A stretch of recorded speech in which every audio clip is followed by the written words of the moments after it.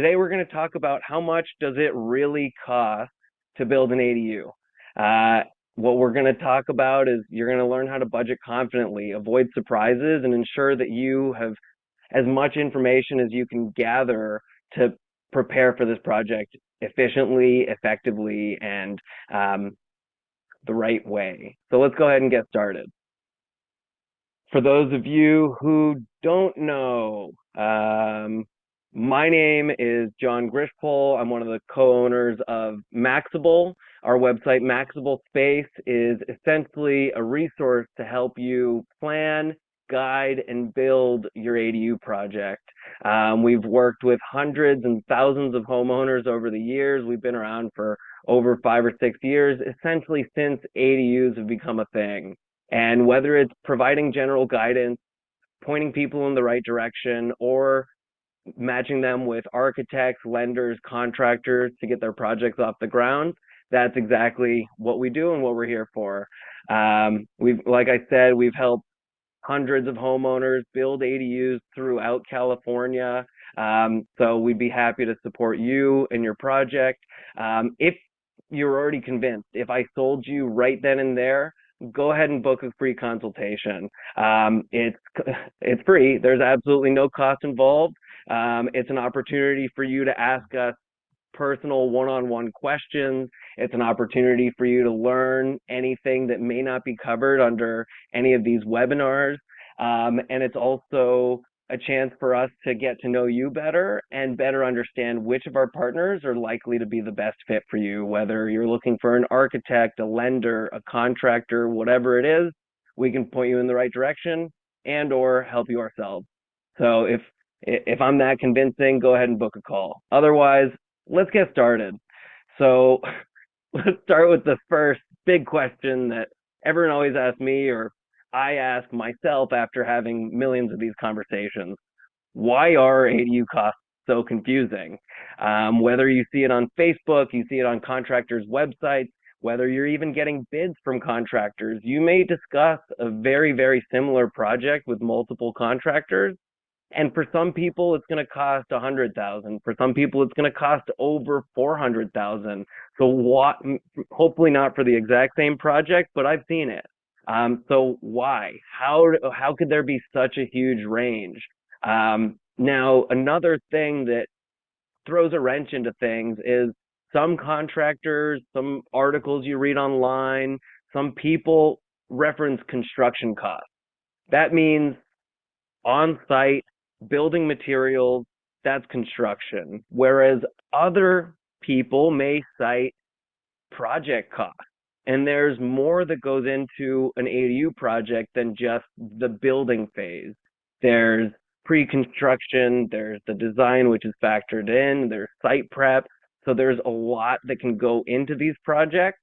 And also, every contractor that you meet with, and similarly, every article that you might read or anything you hear about, everyone's talking about a slightly different thing. An ADU built in Los Angeles is going to cost different than an ADU built in Idaho.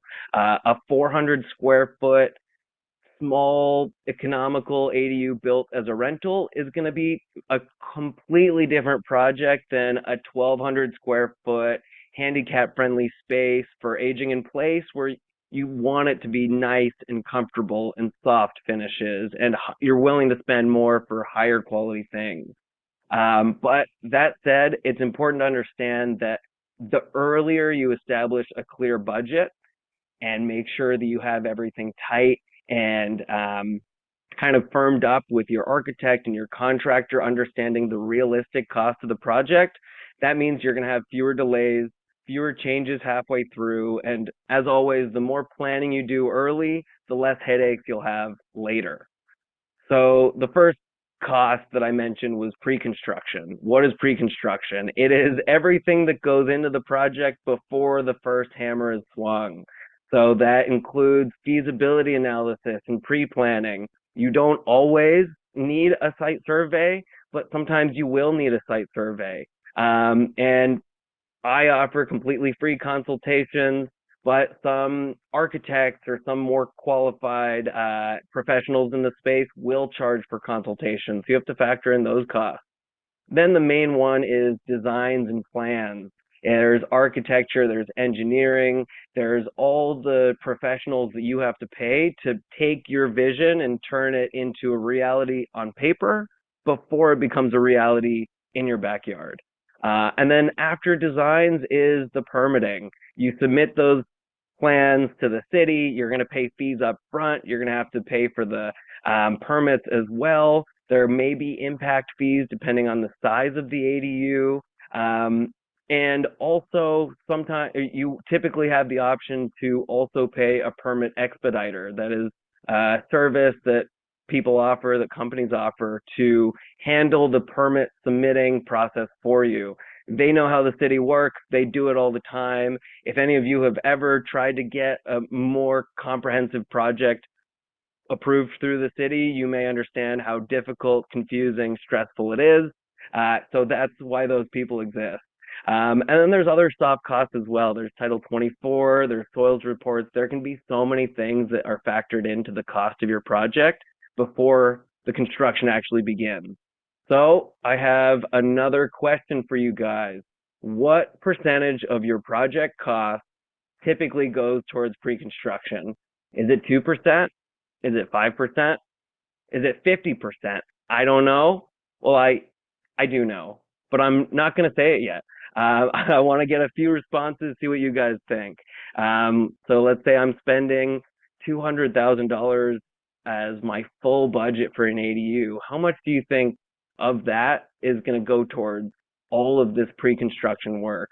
Like I said, the main cost typically is designs and plans, although permitting, depending on the size of the ADU, can be somewhat significant as well. And again, everything else depends on your site conditions. If it requires these extra steps, then costs can continue to go up. But on average, you can give me a range, give me a specific percentage. Tell me what you guys think. I've got 36 responses. I'm going to wait for another 5 seconds, 4 seconds, 3, 2, 1. All right, half of you have responded. Good work. Let's take a look at the responses. What are the answers? Oh, I'm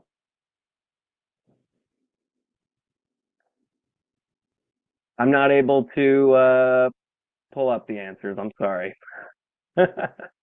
Apologize for that, but I will answer your question. And you know what? In my follow-up email after this session, I will tell you guys all how you did.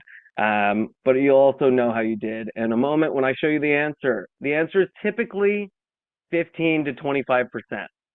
Now, it's a range. It's always a range. It's always going to be a range because there's not always the exact same project. Like I was saying earlier, site conditions, just the type of project you're looking at building will always vary. So it's a range depending on how complicated the project is, how complicated your site is.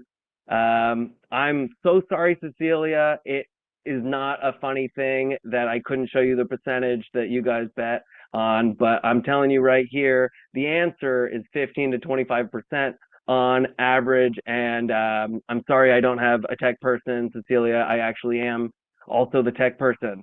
So that's pre-construction cost, soft cost. Now, what comes after that? It's site prep. Now, when it comes to site prep, like some of the steps earlier, this is not always consistent. You may not need to factor in the budget all of these costs. It depends on your specific lot. So let's say you are building an ADU in your backyard, but there's a garage there already. Well, that garage, if you want to get rid of it, you have to pay for the cost of tearing it down. And also potentially, even if you are converting a garage, if the garage is not in good condition, if it's not salvageable, it may be more cost effective to actually knock it down and then build back up from in place of it. Now, another site prep cost is grading and excavation. All that has to do with typically the slope of your lot. If you have a flat lot, you typically won't have to factor in these costs. But keep that in mind. And then similarly, utility upgrades. This is typically going to be a factor as far as obviously every ADU is going to need utilities for sewage, water, electrical. But sometimes the main, or rather typically, the main panel for your primary home is not sufficient to provide enough power for the ADU. So you may either have to upgrade that panel or add an additional panel, so upgrading the utilities for the lot. And also access issues. If you have a really narrow driveway, it can be difficult to get heavy equipment, heavy machinery to the backyard. If there's fencing in the way, if there's retaining walls blocking machinery as well, you either have to get creative and use smaller materials that'll be more difficult to use and take longer, or remove those barriers, whether it's taking down a fence or knocking down a retaining wall for the duration of the project and then putting it back in afterwards. Now, construction costs by ADU type. I'm only going to touch on a few of them because there is such a wide range. And again, these costs vary depending on where you're located, what kind of site you have, how big you're looking to build, and everything like that. But in general, for a garage conversion, like I said, it is the most cost-efficient option. Here in California, you can expect to spend anywhere from $120,000 to $160,000 on average. And I will clarify because I'm not going to make my own mistake. That is all in cost, not just the construction cost. You can expect to spend around 120 to 160 all in. That includes the pre-planning and the site prep and the actual construction as well. But like I said, if you have a unique situation, if you have an extreme slope on your lot, if your garage is not in good salvageable condition, that's going to increase the price of your project. And then when it comes to a new construction ADU, and this applies like the question I asked earlier, whether you're talking about a detached ADU or an attached ADU, there's various factors that can bring up and down both of those types of projects, but in general, they're fairly similar when it comes to the cost. And although the cost is higher, obviously you have a lot more design flexibility. You can put it wherever you want on your lot. You can make it as big as you want within the ADU standard. And obviously, because you're building it from scratch, you can expect a higher cost range, anywhere from $150,000 all the way up to $500,000. I've seen the most expensive ADU I've ever seen was probably around $700,000. It was actually two ADUs, one connected to another one. It was a massive, massive project. It's not necessarily the most cost-effective approach to it, but they're very happy with it. And at the end of the day, people are going to do what makes the most sense for themselves and for their property. Now, if you look at this slide, I include the total price, but I also include the cost per square foot. That said, I hate talking about the cost per square foot. If you're on Facebook, if you're on Reddit, if you're reading all these other articles, or if you're asking contractors before you have a set of plans, typically they're just going to throw you a number, and it's probably going to be something like a cost per square foot.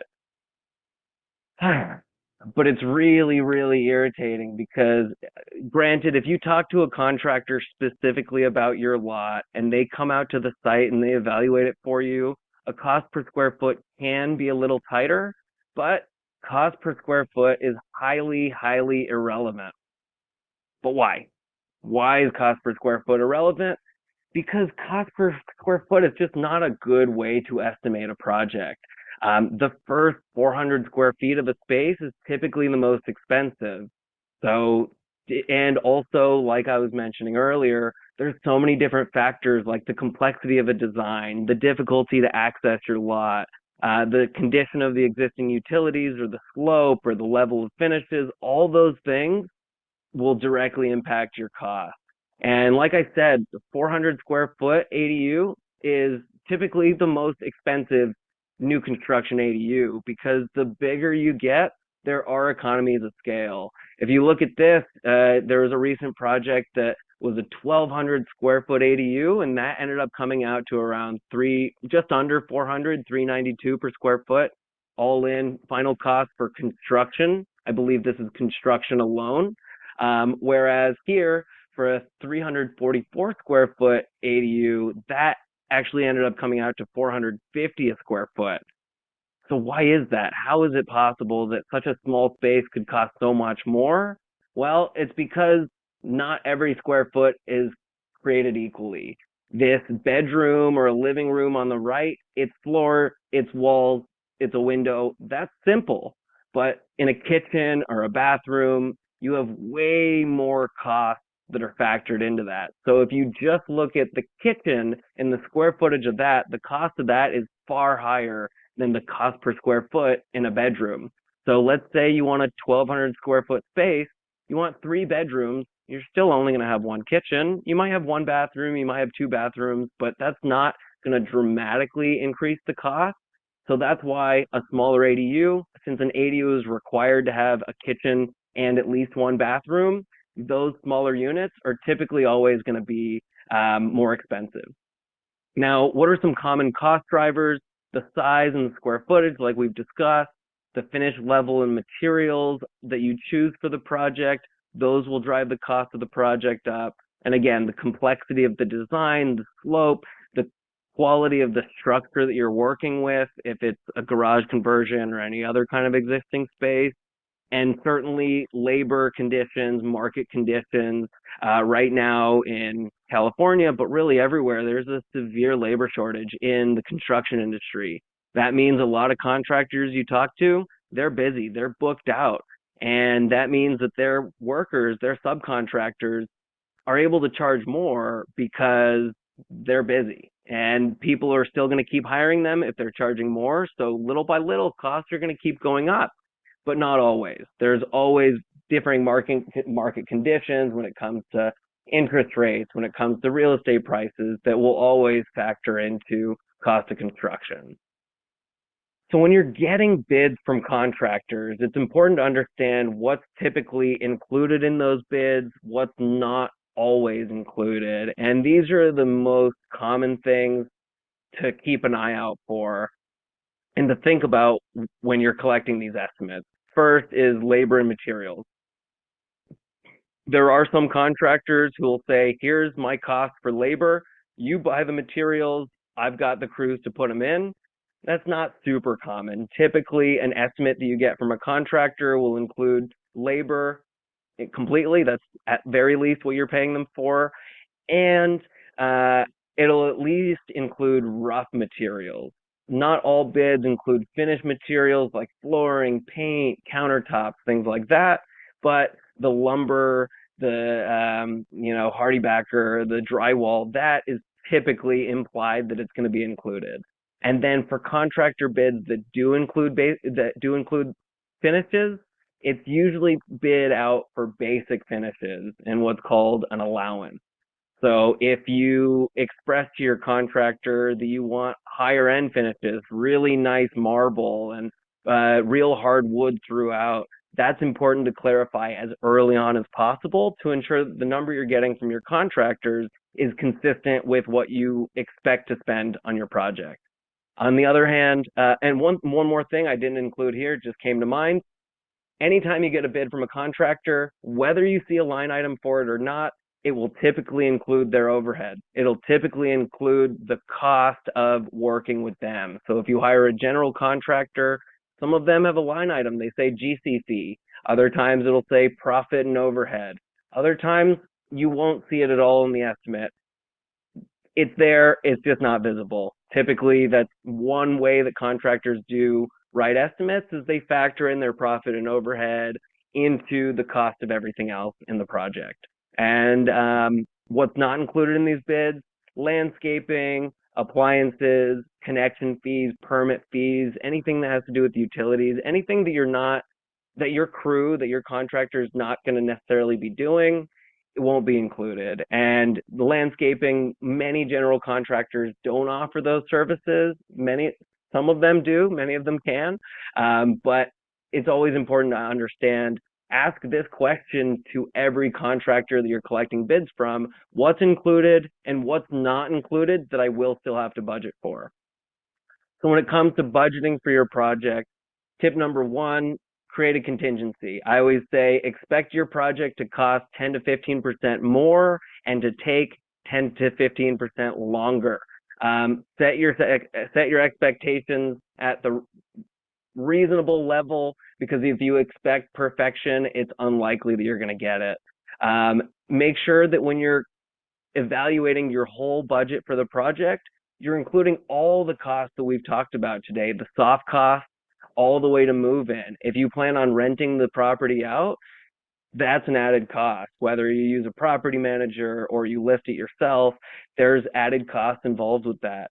And something I love to talk about is what I call the pyramid of contractors. I don't know if I have a name for it, but it's cost, quality, time. Pick two. Typically, it's going to be very, very difficult to find a contractor who has amazing quality work, the best, really amazingly low prices, and the contractor that can get it done tomorrow, immediately, the fastest. So it's really important that you decide which one or which two of those are your top priorities. Do you want the best quality? You're probably going to have to pay more for it. Do you not care so much about the quality? You just want it good enough. You just want like a cheap rental, but you need it done fast. You may be able to find cheap and fast, but it's really, really difficult to get all three. And my final tip here is make sure you cement your decisions early. Otherwise, it gets expensive. As soon as you finish your plans and submit them to the city, making any changes or modifications that are material to the project can certainly increase the cost dramatically, because it may require going back to the city, getting approvals, and also you may not understand that moving this window 6 inches actually means that there's 10 other things your contractor has to factor in order to get that to work. And also, if you're in the middle of a project and your contractor finishes phase 2 and you go walk around and you look at it and say, I know I asked you to do this, but I kind of like it better over here. Can we try that? Then your contractor may have to call the subcontractor back. He has to pay him more, so he's going to have to charge you more for that as well.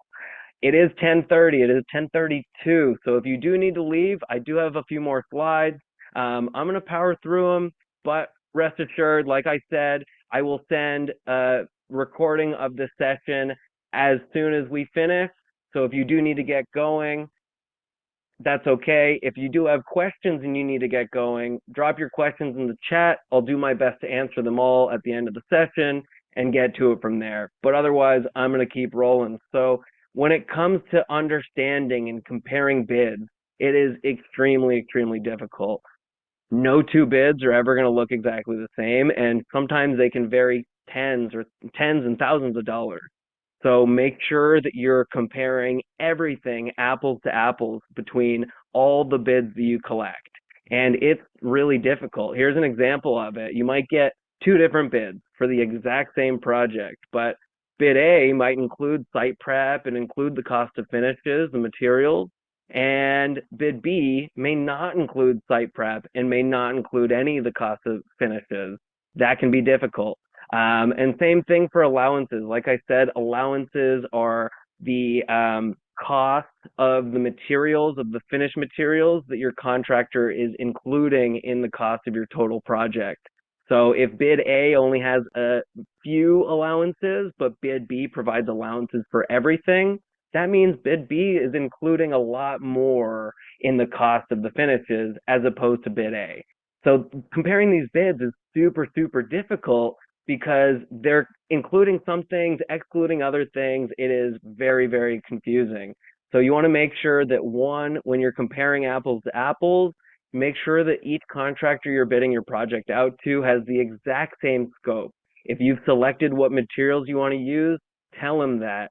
Tell them the timeline and the terms that you're comfortable with payments. If you're going to be financing or if you're going to be paying for it with cash, let them know that. And I have something very exciting to announce. Our sister company, Great Build, has built a really, really cool tool. I will admit, I built this tool. It's called Bid Compare AI. It is hopefully something that is going to radically change this industry because I don't know about you, but from the thousands of homeowners that I've talked to, one of the top concerns is contractors ripping them off. It's hiring the cheapest bid, but then finding out halfway through that it didn't include half of the same scope items as the second lowest price bid. And it can be so confusing and difficult, like everything I was saying before. So this has been a service that here at Maxable and our sister company, Great Builds, has always offered completely free for our clients. But we're only a few people and we don't have the resources to help every single person in the country, in the world.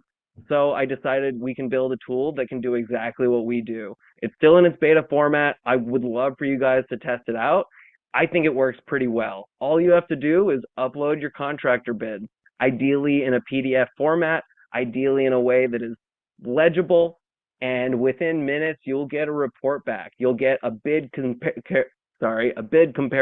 spreadsheet that shows all your contractor bids, all the scope items, and it'll tell you what's missing, what's included, and help you compare those prices. Plus, it'll also provide you with a full detailed analysis report. It'll tell you high level, here's what we think about these bids you've collected. This one seems like the best deal, but you should also know that this other one is including X, Y, and Z. And finally, what is that information without next steps? So I've built it to provide you with follow-up questions to give to every single one of the contractors you're meeting with. So you can say, hey, contractor A, it looks like this and this and this might be missing from the estimate. Can you give me prices for those things? Or can you give me an updated bid to include those things? Or contractor B, it looks like you might have misunderstood one of these things. I've collected a few other estimates, and yours for this piece of it, for this scope item, is 4 times higher. Can you help me understand where that's coming from? Bid Compare AI, the link is here. I will put the link in the chat, and if you want to try it, please do. It's really exciting for me, and I need more people to test it because it's still not perfect. I'm perfecting it every day, so your help helps me. In closing, understanding what your ADU is really going to cost is going to help you avoid surprises. It'll help you compare bids effectively, efficiently, and it's really the only way to keep your project on budget. The more that you understand about what your project should cost as you're going into it, the more control you will have throughout the duration of the project. The better you'll understand how much you should be budgeting for design, for construction, and everything like that. Unfortunately, a lot of homeowners can't afford to make multiple thousands of dollars of mistakes on their project. And in this industry, we see tons of issues. There's a lot of contractors trying to rip people off, or a lot of unsavory predatory practices. I've worked with a lot of clients who have had their designs stuck in endless permit cycles, maybe because they hired a really cheap architect or drafts person that did not know enough about local ADU regulations.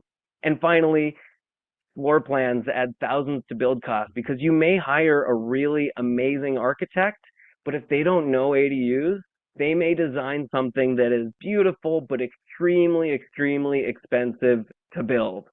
And for all of these reasons, this is why we have Maxable. This is why we exist. If you want Maxable's help to guide you through every step in an ADU process, that's what we're here for, and we'd be happy to help. It all starts with getting connected with us. We'll learn about your project and then put you in touch with the right architect who has the ADU experience, who can guide you down the right path. As you develop those plans and refine down exactly what you're looking to do, that's a great time to meet with contractors. We can put you in touch with multiple reliable, vetted contractors to come out to your site, review your bids, and put together a detailed estimate that is fair, that is comprehensive, that is exactly what you should be expecting. Our team will support you every step of the way. We'll help you compare bids. We'll help you make sure that you have all the questions answered. And then finally, you hire your favorite contractor and get your project started. Now, all of the contractors in our network, all of the architects and lenders that we work with, they've been thoroughly, thoroughly vetted. We've worked with them, most of them for years at this point. We know their track record. We know how many ADUs they've built. We know what the budget was at the beginning and where the project ends up at. And again, working from experience is one of the best ways to control costs. And it doesn't end there. If you work with Maxable, we're not done as soon as you sign the contract. You will have us right by your side every step of the way. We have long-standing relationships with these contractors and with these architects. So if there's any issues that arise, we're one step away. We'll be checking in with you to make sure that you're happy every step and getting exactly what you expected. And like I have mentioned in the past, there's what we call the homeowner contractor imbalance. Contractors do this every day. Homeowners like you probably don't remodel every few weeks. So understanding the questions to ask, what's appropriate, what should be expected, it can be difficult. And that's exactly what we're here for. So we've helped tons of homeowners all over bring their dreams come to life, whether it's an ADU or any other kind of remodeling project. And as you can see from all the happy customers that we've worked with in the past, join the club. This can be one of you. And really, it all starts with an online site evaluation. One of our ADU experts will do a deep dive into your analysis. We'll present you our findings and really take the time to learn about your goals, learn about your priorities for the project, and guide you down the right path to ensure that the project is successful. Now, that is the end of my presentation. If you would like to book an ADU planning call, I just dropped the link in the chat, and I do have one more question to ask of you guys, and then I will dive into answering any of these questions. So we love getting your feedback. It really helps us understand what topics to cover in the future. We've been doing webinars every single month for quite a long time now. A lot of you maybe haven't been at the first 7 of the year, so I might go back and do some of those. Or there might be topics we've never covered. Are you interested in SB9? Would it be helpful if we covered specific topics of costs in the Bay Area or costs in Southern California? Tell me what you guys think, and if there's any topics that we've never done, I would love to know what ideas you have. Now I'm going to go through and read any of these questions I can find and do my best to answer them. Thank you, Cecilia. Eileen, can a detached ADU be sold separately from the main house on the property? It depends where you live. To my best understanding, this was just recently approved in San Jose. Technically, this is allowed on the state level, but to my understanding, it is only up to the local municipalities to integrate those regulations into the future and specific to their cities, counties. So depending on where you live, you may be able to do it today, but based on what I've seen and the trend of how the ADU industry is continuing to grow, I'm going to not put any money on it, but I would bet soon in the next year or two that regulation is going to continue to spread throughout California and hopefully throughout the United States. Maricela, is it realistic to ask for a bid if I don't have plans and design yet? Amazing question, Maricela. Is it realistic? Yes, you can ask for bids. Just don't expect a realistic response. I don't mean to answer it tongue in cheek, but what I was saying earlier about the importance of having a really tight scope, the issue is you don't know exactly what you want within your space. And I always say that architects are really good at telling you what's possible, what's legal, what's going to get approved. Excuse me. Contractors are really good at telling you what it's going to cost if you show them what you're doing. So some contractors that have a lot of ADU experience, if you have a very simple situation, a flat lot, you want to build something basic and easy, if they did something just like that in your local area, there's a really good chance it's going to cost you something similar to that. But if you want something bespoke, different, creative, unique, or if you're talking to contractors who just haven't built exactly what you're thinking, it can be more difficult to trust a ballpark number that you get from that contractor. That said, when it comes to garage conversions as opposed to new construction, typically garage conversions are a little bit tighter. And I believe I mentioned this briefly earlier in the presentation, Marcella, but if you call a contractor on the phone or if you're chatting with them in a Facebook group and they say, I can build ADUs for $300, $250 a square foot, I don't believe that guy. He doesn't know where you live. He doesn't know what your site conditions are. He doesn't know exactly what you want to build. So I never believe those numbers. But if you meet with a contractor, if they come and take a look at your property and you tell them with some degree of detail, I want a 500 square foot ADU, one bedroom, one bathroom, mid-level finishes, nothing too fancy, but I don't want it to break in a couple years. The more detail you give them, they should be able to give you a more reasonably accurate number. But I always say never expect a tight, accurate bid without having plans. Any contractor that has experience, that knows what they're doing, that is reasonable, should probably give you a range. It might cost somewhere around this range. And if that's cool with you, if you're comfortable with that price range, then take the next step with them. They may have an architect they can loop in for you and guide you through the process to help tighten up that quote so that once you have the plans completed and you have permits approved and you're ready to get started in the next month or two, at that point, contractors have no excuse. They should all be able to give you a very, very, very tight, accurate estimate. Kim, thank you for asking. Maxable is a completely free service for homeowners. The way we work is we've developed these amazing relationships with architects and contractors. We typically only make any money if you choose to hire them. So when it comes to our contractors, if you hire a contractor, that means you like their price, you like their team and their dependability and otherwise. We spend so much of our time supporting homeowners, vetting contractors, following up and being the best liaison that we can to guide homeowners through the process and help ensure that contractors can get exactly what they're expecting as well as homeowners too. So that's how we are able to provide our service completely for free. You will never pay Maxable for any of these services. We do have an e-course available that is a paid e-course. And then also Maxable does only operate this core business in California, in most of California. So if you are outside of California, I will say that is a caveat. We do offer a service called Maxable Pro. If you check out our website, you can learn some more details about Maxable Pro. That is a paid service. It's a couple $100s, and that's where you can use our expertise. I'll tell you now, I'm not an expert in ADUs in Idaho. I'm not an expert in ADUs in Maine or Massachusetts, but we've helped homeowners all over the country with our Maxable Pro service to use our expertise and our understanding of how ADUs can and should work and understand how they are likely to work in other areas.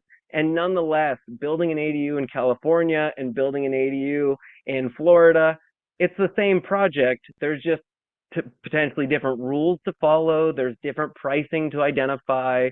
But when it comes to evaluating contractors, understanding the ins and outs of the project, that's certainly something we can help with. So if you're in California within our service area, completely free service.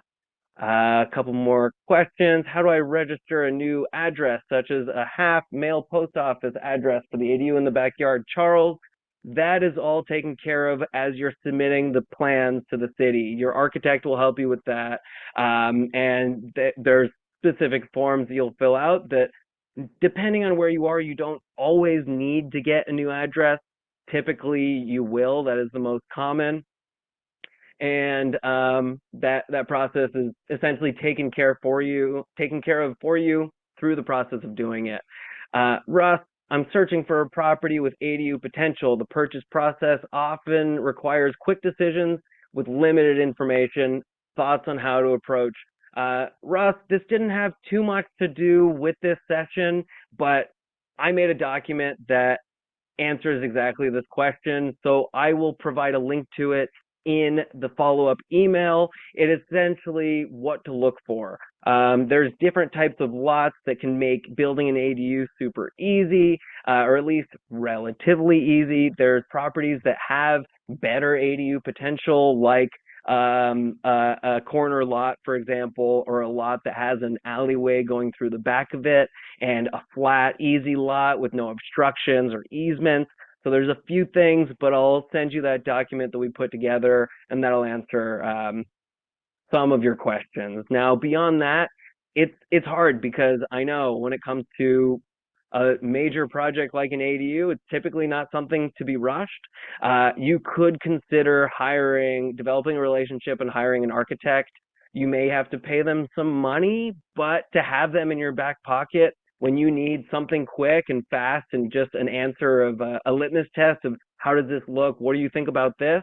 It could be really helpful to have someone like that on your team. Someone named iPad is asking, is electric required to be underground from utility pole source, PG&E to existing house for detached ADU 5 feet from existing house, connecting to existing panel on main house? I am sorry, there's no right answer. It depends where you're located. Unfortunately, I'm sorry, that's my best answer for that. Some municipalities may require underground utilities, some may not. I'm not sure if I fully understand that question, so I'm sorry if that didn't address it. But it will vary. I would look at your local ADU requirements in your municipality, whether it's your city or your county jurisdiction. And if nothing else, talk to a local architect, someone who has done work with ADUs in your area. That is the best way to ensure that you're getting the right answer, you're getting the proper information. And again, having to put utilities underground will increase the cost of the project. So you want to make sure that those types of, not necessarily site prep, but to some degree site prep, you want to get those questions answered early so that it doesn't become a surprise halfway through your project, and now you have to factor in another thousands of dollars. Okay, Eric, are solar and sprinkler requirements for new built detached ADUs currently, in reality, are there any okay, two different questions. So solar and sprinklers, currently, typically, for the most part, yes, they are requirements. Typically, if solar is required in the primary home, solar is going to be required in the ADU. That does also, to some degree, factor into local jurisdiction and regulations. I believe on a state level, both of those are required as long as the primary home has them, but I am not 100% on that. In reality, are there any savings in going modular versus traditional stick-built in SoCal? I'm biased. I'm going to give you my honest answer. Typically, no. Unless your question is savings with regard to time on site. If you have a million projects going on the property and you don't want to add one more for the next 6 to 12 months for a larger scale ADU, that you can save time of building on site by doing it elsewhere. Modular is not necessarily prefab. There can be savings when it comes to modular construction. There can also be drawbacks. That's better for another topic. So Eric, if you're interested in more about that, go ahead and put that in topics you think we should cover for the next webinar if you haven't already. I do have a past presentation that touches more on prefab and modular versus stick-built. That might help point you in the right direction as well. And we also have tons of YouTube videos discussing modular, discussing prefab, comparing them to traditional construction and so on. All right, a couple more questions and then I'm going to get going. Emily, if we get permit-ready plans and we're in the stage of finding a contractor, can we still reach out to Maxable? Yes, 100%. We can help you every step through the process. If you have no idea where to start, we're right here. If you already have permits approved and you are ready to get started, totally fine. We are still here for you. We have a vetted network of general contractors all throughout California. We would be happy to match you with the right contractors that are going to fit the goals for your project, match your timeline and your budget, and ensure that you're working with someone reliable, trustworthy, and that's going to treat you with respect.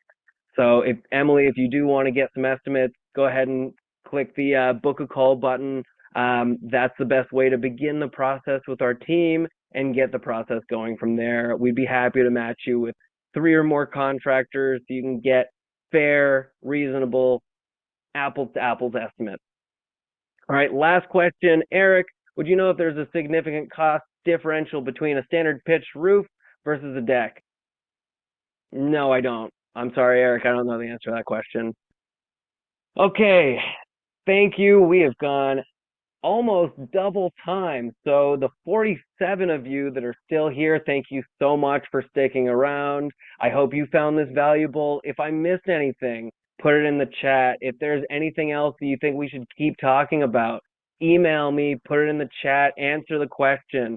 Otherwise, if you are ready to take the next step in your ADU process, regardless of where you are, Emily, so if the next step for you is which ADU do I even want? Or if the next step for you is I need contractor bids ASAP, we need to get going immediately, let me know. We can help you any step through the process. Or actually, even if you've already started, because that was a question at the very beginning, if you've already started your ADU project and you're concerned that maybe things aren't going exactly as you expected, you're a little bit worried,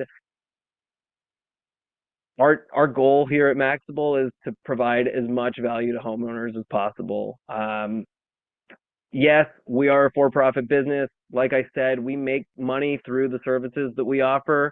But that said, myself and the rest of our team is entirely committed to supporting homeowners, answering questions, taking the 5+ years of experience that we've had in the ADU space and in the space of working with reliable, trustworthy contractors. So take full advantage of us. Even if you're already halfway through, even if you already have a contractor, my team might regret me saying this later because we only have so many hands and so many hours in the day. But that said, if you need anything, if you have any questions, we'll do everything we can to help you. So thank you all for being here. I appreciate all of your time. And if there's anything else that we can do to support your project, we will. Again, this has been a great time for me. I hope you enjoyed this as well. I will send an email with the recording of the session as soon as I can later today. And otherwise, I wish you all the best, and we'll see you next month with whatever topic that we select from your submissions. Thank you, and have a great rest of your day.